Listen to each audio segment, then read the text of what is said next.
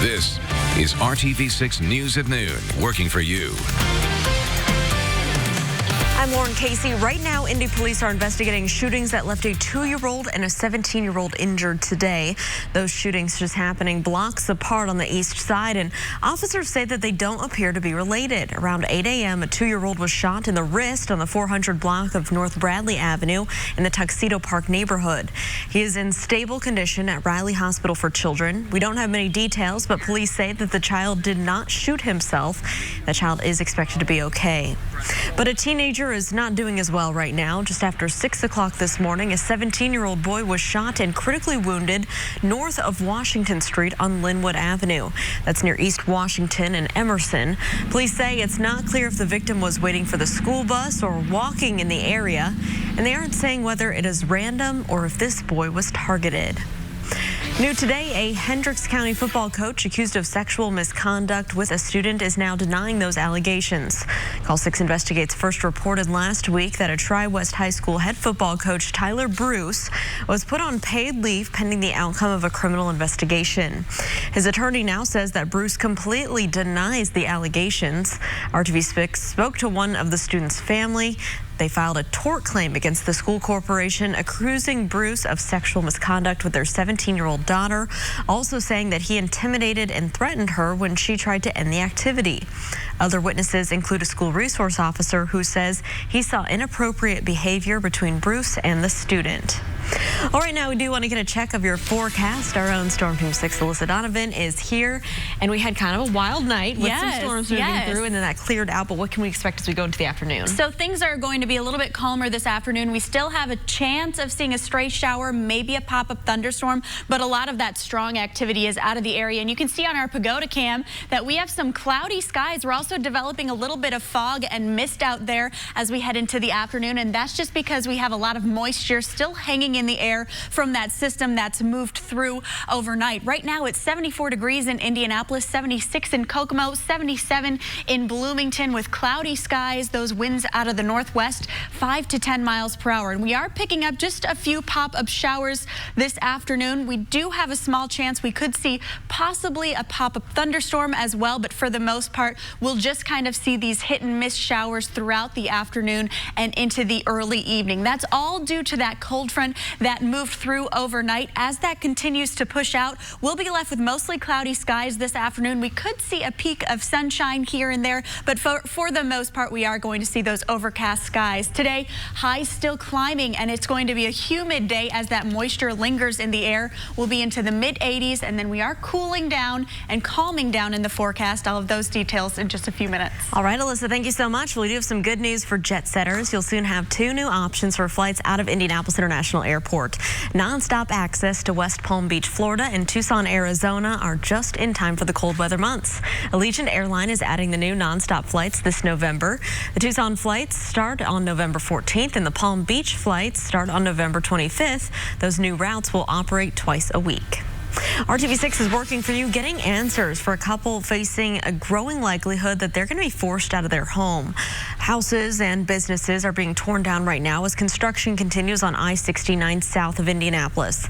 Penny and Douglas Birdie say they were never given a clear reason why their home is among the properties listed to be taken by I-69's construction. They say plans show the highway running behind their neighborhood. Penny Birdie says it is a tough time to move from the home that she thought they'd live in forever. And Douglas was recently diagnosed with non-Hodgkin's lymphoma and skin cancer. As far as I can remember, I have no memory of ever being told there would be a possibility when I-69 comes through, and I didn't even know about I-69, and that there's a chance, because I would never have purchased this home. Not when you're in your 50s. You don't want to move again, and live in limbo, and we have for the last 3 years. INDOT tells us the new interstate is not slated to run through Birdie's property, but their home will likely be torn down to build some sort of drainage system. INDOT is currently assessing which properties they need to take. The Birdies may be forced to leave their home as soon as January. Well, we really feel satisfied that we can get something changed that's giving you trouble. So if you have a problem and you can't get it solved or you can't get answers, you can connect with us here at RTV6. Just email us at workingforyou@rtv6.com. RTV6 is pouring our work into hiring Hoosiers in order to help you connect with jobs, skills, and resources. This month, we're sharing stories of programs and schools that help prepare our youngest minds for their future careers, whatever the fields may be in. And right now, one of those industries is looking for more people who are professionally trained. Our own Alyssa Donovan, who we just saw, is going to show us the buzz around one program that's giving students a shot at a great job in this community. I decided to choose this program because I've always had a fascination with cutting hair. James Taylor is a senior at Pike High School. He's in his second year of barbering. The student working on his hair is in his first year. They all practice on each other. Every student has a different hair texture, hair type, so that gives them experience on all walks of life. Taylor is one of 40 students in the program. Students learn barbering basics, which are different than what they'd learn in a cosmetology school. Cosmetologists typically don't use straight razors on the skin, barbers do. The barbering curriculum also goes more into depth as it pertains to the skin. Those in the program also learn skills that will help them in any career. I've been learning a lot about professionalism and how to run a business. The opportunity, an important one for Taylor and his peers. While he plans to go on to college, he knows that's not the path for everyone. I want to go to college, but not a lot of people do, so it's good to have another option that's healthy and, legal. The program can be a stepping stone for those who want to pursue higher education, or students can jump right into the workforce when they finish. Working for you, I'm Alyssa Donovan, RTV6. Well, students are eligible to receive college credit when taking part in this program. They'll all graduate with a license that prepares them to go straight into the barbershop and to start working. For a closer look at this program and others we've profiled here on Hiring Hoosiers, you can just head to our website. That's hiringhoosiers.com. Okay, so we have a pretty good reason for you to go to the Indiana State Fair tomorrow, besides the obvious that it's really fun. Well, you can get in for free tomorrow. Wednesday is Farmers Day, and State Fair leaders say in honor of Indiana's heroes off the field, our farmers, the fair is offering free gate admission from 9 a.m. until 3 p.m. You'll still need to pay to park, but it's usually $13 to get in the gate, so this is a pretty good deal, especially if you have a family with you. Coming up on the news at noon, a community of parents go into panic mode, thinking that a child brought a gun to class. Now we're hearing from the family of a teenager arrested in Muncie after causing this scare. What his aunt says led up to that day. And later in Hiring Hoosiers, you won't find many kids turning their noses up at this, which is why it's such a successful effort. Inside the project, inspiring kids for their future. That story is still ahead. Alyssa. And we are still seeing a cloudy, gloomy day on tap. Showers and thunderstorms possible this afternoon, but we are making way to a calm stretch of weather coming up. I'll have all the details next. New Bachelor in Paradise, ABC tonight. Welcome back. A 15-year-old caught with a gun outside of Muncie Central High School is facing formal charges. Only on RTV6, the boy's aunt says that he needs help. He's not this cold-hearted next mass shooter. Well, according to court documents, the teen had been disruptive on the day that he brought a gun near the school last week. His aunt asked not to be named, but she says that her nephew is being bullied and threatened and brought the gun for protection. It was a bad decision, but he would have never used it. He would have never, unless he felt his life was in danger. And for him to have it, I think it made him feel a little more at ease, because if you're, why would you want to get up and go to school every day? And why would you be there all day long and then, and then try to do something at the end of the day? Well, the boy faces several charges, including possession of a firearm on school property. Coming up on RTV6 News at noon, we want to introduce you to one of the sweetest ladies in town. She's unbelievably friendly, and you're not going to want to miss her amazing medical success story. That's coming up. And then in Hiring Hoosiers, classroom to career, trajectories can take many forms, including ones that have some fun thrown in. how you can get your kids inspired at the Indiana State Fair. And it's a little foggy, and there's some rain droplets out here on our camera. A live look from our downtown camera looking north. It's kind of a gloomy day here on our Tuesday, and Alyssa Donovan is going to break down all the details with what you can expect for the afternoon and the evening. Stay with us. You're watching the news at noon right here on RTV6. And Keller, right now. Welcome back to RTV6 News at noon. Indianapolis's budget is now in the hands of the City County Council after the Indy mayor presented his plan. Here are some of those highlights. $1.2 million for potential IMPD body cameras, a 40% cut in funding for the mayor's office from about $10 million to approximately $4 million, and an additional $8 million for the Department of Public Works, which is an increase of about 5%. And a program to help curb panhandling downtown is going to get more funding under the mayor's budget plan. It would put people to work cleaning up our city. Last month, we talked to a man who says that the program led to a better paying job. After living on the streets for a year, he says he's now working full time and moving into his own apartment. It was just really tough because I wasn't getting any calls back for job opportunities, and it was getting close to a year. And then once this door opened, I took the opportunity, and I feel blessed to have this job.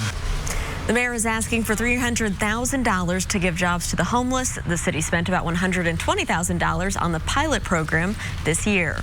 You can read more about the entire budget proposal by going to the RTV6 app and just clicking on this story. Well, Pinball, Frogger, and Pac-Man, they're all fun games you can play at an arcade. But how about games that are entertaining for the kids where they're actually learning along the way? Sounds pretty good. And as part of RTV6's Hiring Hoosiers, we like to find ways that kids are getting inspired for their future careers. Our own Aaron Lish takes us to the State Fair, where Purdue Extension has created the Pixel Play Arcade. How would you like your kids to learn while having fun playing an arcade game? Well, that can happen right here at the Purdue Extension Pixel Play Arcade. Glowing lights and sounds of high scores are coming out of the Purdue Extension Arcade, and there's a big fan of these games. They're realistic. That's kind of cool. It's like they're fun, they're hard, they're challenging. Fun and challenging is exactly what Purdue Extension was hoping for. One of the things that we found is one of the easiest ways to teach youth about science or other different educational aspects of it is put it in a game format. Their goal is to get kids interested in STEM, science, technology, engineering, and math. So what we want to do is we want to make sure that the youth continue to be involved in science, engage in it as they grow up and go through school. The games focus on health and science, like good grains and creatures roaming Indiana like hellbenders. But kids don't even realize they're learning. Yeah, I think they're amphibians. Yeah, salamanders, like little salamander things that are endangered in Indiana. I think I have actually seen a real one. Bringing excitement to learning and a dream of a career in the making. If it can be a little arcade game where they learn a little bit about health and the importance of calcium in their healthy diets, to make them think about that as their career choice of the future, that's what we hope to do. Working for you, Aaron Lish, RTV6. Well, those games were actually made by students at Purdue, hoping to highlight a variety of topics from wildlife conservation to health. And they'll have the arcade at the Indiana State Fair all this week, and it's also going to be traveling to local kids' museums. Pretty fun. Let's take a live look outside right now in case maybe you're heading out to the State Fair today. $2 Tuesdays, and here's a live look from Speedway looking towards the city, and it's kind of a gloomy day out there, Alyssa. And it's going to stay that way as we head into the afternoon. For anyone heading to the fair, you might want to bring a rain jacket or an umbrella just in case. Maybe it won't be as busy there, though. Yes, maybe it will be not as busy $2 Tuesday. Yeah. So there's the good news, but we do still have those showers moving through as we head into the afternoon. Really spotty in nature at this time, but you can see on our Weather Now cam that we are seeing really gloomy conditions. We've developed a little bit of fog and mist out there this afternoon. That's just because we still have a lot of moisture in the air from that system that moved through overnight. It's 74 degrees right now in Indianapolis. That humidity at 93% and that dew point at 72. So that means it's going to feel very sticky as you step outside. outside today. Those winds are out of the west-southwest, about 10 miles per hour. As we head through the day tomorrow, that humidity will give way a little bit, and it won't be as muggy outside.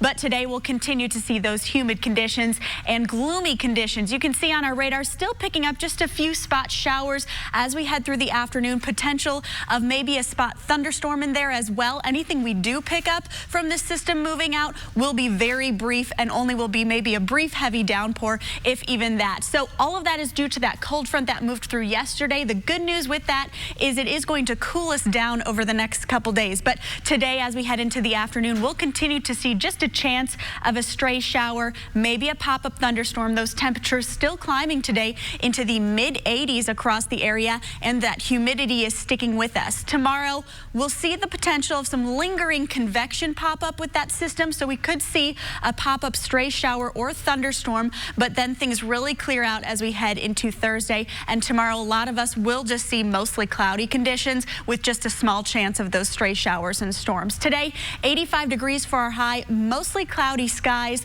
Those spot stray showers or storms still possible this afternoon. And you saw on our Weather Now cams that it's still gloomy out there. We're going to stick with that cloud coverage as we head through the day as well. Things will clear out overnight, and then tomorrow, stray shower possible. Thursday's when things really calm down, and we are going to cool down. You can see 80 degrees on Thursday with more sunshine. That will lead into a pretty nice weekend. Just a chance of a stray shower on Sunday. All right, perfect timing for the weekend, Alyssa. Yes. Thank you so much. Okay, so normally on Tuesdays, we host our friends from Indy Humane for our Pet of the Week segment. And they couldn't make it in person this week, so we're showing off a sweet little lady who's looking for her forever home. And you're not going to believe the before and after pictures. Take a look with this medical success story. This here is Sapphire.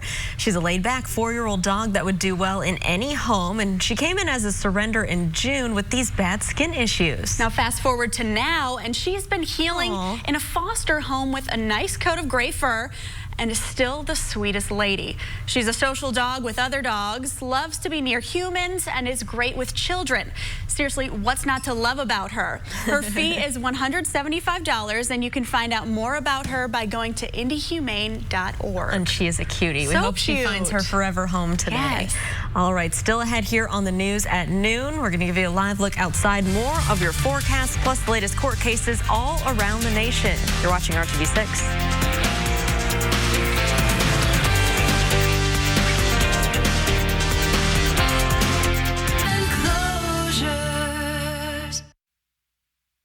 This is RTV6 News at Noon, working for you.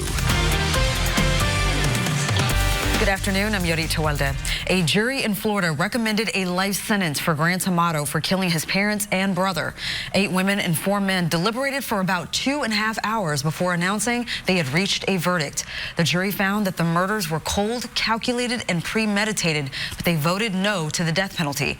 The judge was left with no other option but to sentence Grant Amato to life in prison without the possibility of parole. You've been found guilty of 3 counts for killing both your mother, your father, and your brother, Margaret Amato, Chad Amato, and Cody Amato. At this point, you've been found guilty by a jury of your peers who have now indicated that you are not to be sentenced to the death penalty. Based upon those circumstances, the court is limited to 1 finding and 1 sentence for you. As to each count, the court would adjudicate you guilty. I would sentence you to life imprisonment without any possibility of parole as to each count. I further would indicate that you are to be released to the Department of Corrections as soon as feasibly possible. And otherwise, sir, just God have mercy on your soul. That's the latest for now. Now back to you. And you can learn more about other court cases around the nation right now at courttv.com. Let's get one more check of that forecast, Alyssa. And we are seeing a gloomy afternoon, still seeing some stray showers, maybe a spot storm possible as we head through the day. And you'll notice as you step outside, it is humid out there. That humidity will continue today. And then we'll see that drop off as we head through the day tomorrow. Highs still climbing today as well to 85 degrees. Right now we are in the mid 70s. Tomorrow we're staying in the mid 80s. A stray stray shower possible throughout the day. A little bit drier out there, not quite as humid on Wednesday. And then Thursday, things really clear out and dry out, and we get those feelings from that cold front that pushes through. We're going to see that humidity drop, and we're also going to see some cooler weather, temperatures in the low 80s, making way to a pretty nice weekend. All right, Alyssa, thank you so much. And thank you guys for joining us at home and making RTV6 your choice for news. We hope you come right back here. Join us for the news at 5 o'clock. Have a great Tuesday afternoon.